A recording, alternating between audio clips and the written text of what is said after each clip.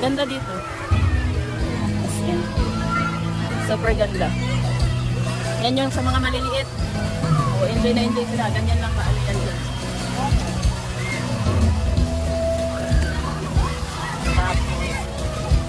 Maganda siya kasi maraming nature, oh. Marami ding mga puno-puno. Tapos dito, yon yung malalim. Ganyang kalalim po doon. Makikita niyo mga tao.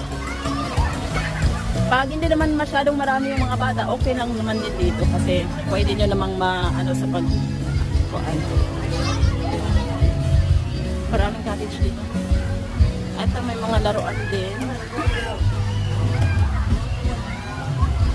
Ito ng Kalatagan cottage. Ang importante lang na maaga kayo dito para makakuha kayo ng cottages kasi pag matagal tanghalian kayo, medyo mauubos yung cottage.